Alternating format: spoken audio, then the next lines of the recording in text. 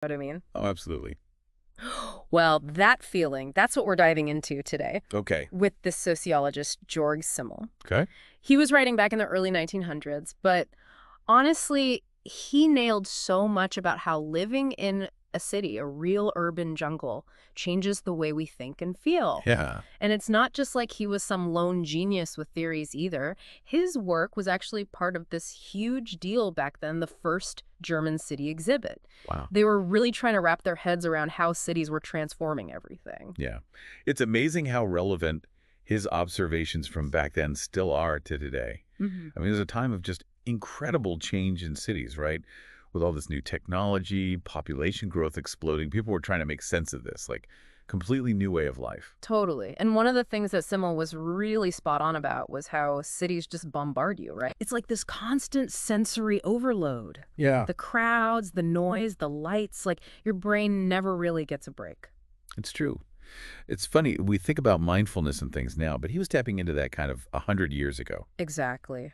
He called it, well, the translation is something like metropolitan intellectuality. Right. And it's not that people in the city are like smarter just by being around concrete, right? Right. It's not like an IQ thing. Yeah, yeah. It's more like he realized that your mind, it has to adapt to handle all that input Yeah. all the time. It's working differently. Exactly.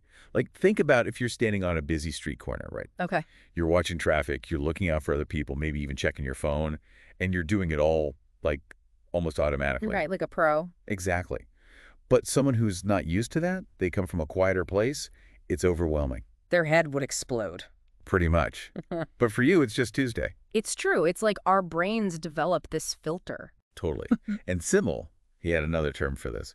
He called it the blasé attitude. Blasé. Okay, what's that mean? It's like you're not really fazed by things. Think about like if you first moved to New York City, Times Square is probably pretty wild. Right, sensory overload for sure. Right, but after a while, it's just there. You don't even notice it. You become blasé to it. Oh, I see. It's like a defense mechanism or something. Exactly. It's like your emotions have to kind of shut down a little to survive all that stimulation. Yeah. If you let yourself feel everything, every little thing, it would be exhausting. Right, you'd be fried. Totally. So it's not that people in cities are heartless, it's just like their survival tactic. Exactly. Yeah. It's actually pretty clever when you think about it. Yeah. And it all ties into another really interesting thing Simmel noticed about cities. It's how they change our relationship with money. But we should probably unpack that after a quick break. You're killing me with the cliffhanger. All right, fine. We'll dive into the money thing right after this.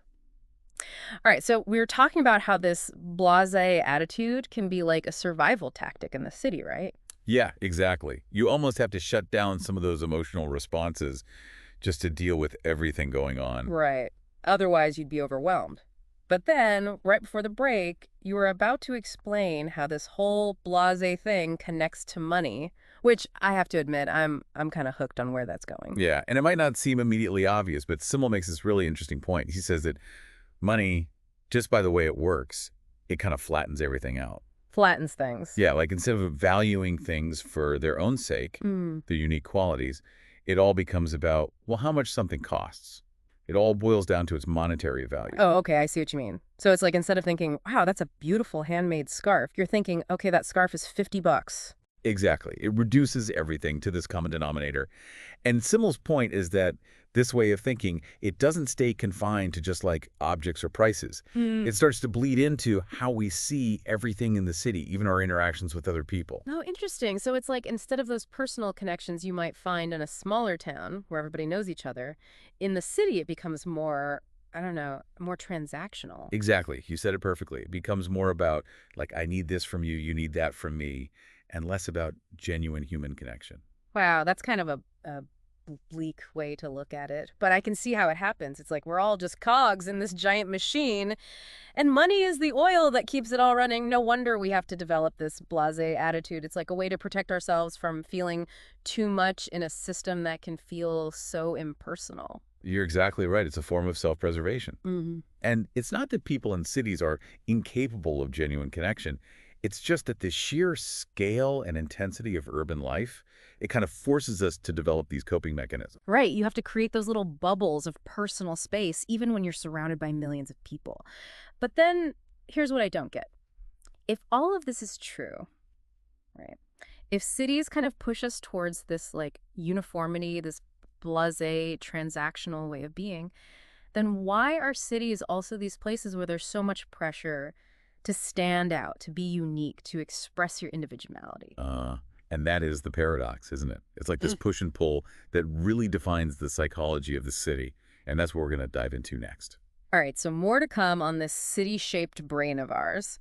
So it's like this weird thing with cities, right? On one hand, you're just one face in the crowd, but then on the other hand, you're surrounded by all these people trying to be totally unique. Yeah, it's like this constant tension. Simmel called it like the objective spirit of the city. Objective spirit. Okay, break that down for me. So all this stuff, the buildings, the pace of life, the millions of interactions, it creates this force, right? But, And it pushes us to be more intellectual, to think more rationally, to Mhm. be more objective, just to handle it all. Right, you can't be emotionally invested in every little thing or every person you pass on the street. Exactly. But the thing is, we're not just robots, Right. Thank goodness for that. right?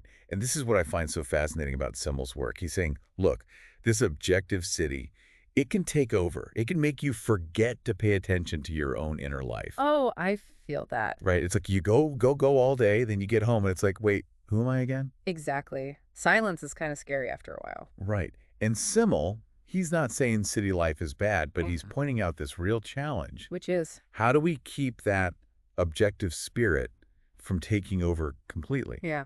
How do we nurture those inner emotional parts of ourselves when the city is constantly demanding our attention? It's like we need a way to unplug, but the whole city's wired to keep us switched on. Exactly. And he doesn't really give us like a step-by-step guide for that Figures. because honestly, I think it's different for everybody, right? But just knowing about this tension, that's a good place to start. So be aware of the city shaping your mind, even if you don't realize it. Exactly. A little food for thought from a century ago, pretty relevant to how we live now. And on that note, that's another deep dive. See you next time.